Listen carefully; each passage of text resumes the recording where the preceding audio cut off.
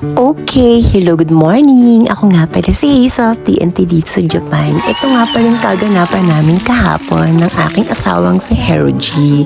Ayun guys, sa mga hindi pala nagtatanong, siguro almost 10 years na rin pala kaming magkasama ni Hero G. Ups and down, down and up, lahat kami magkasama. Siguro asin na lang yung makapagpapahiwalay sa amin. At just, siya nga pala si Hero G nga pala isang retired military, kaya parang lagi siyang ganyan. Parang pag ginigising ko siya, parang palagi siyang may aftershock. At ayun nga, eksena ko nga yan palagi.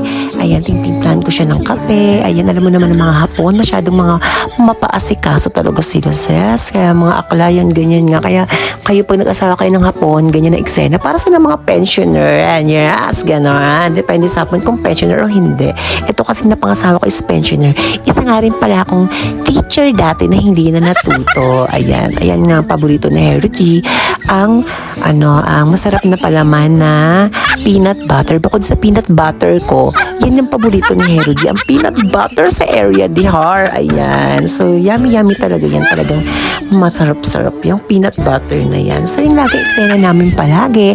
Then, after niya nagkukwentuhan kami, nangangarap kami ng mga, alam mo na, yung mga dreams na hindi naman palaging natutupad. At yung siguro sa susunod natutupad yan. So, ganun lang lagi guys ang routine namin dito ni Hero G. So, sweet-sweetan lang kami all the time.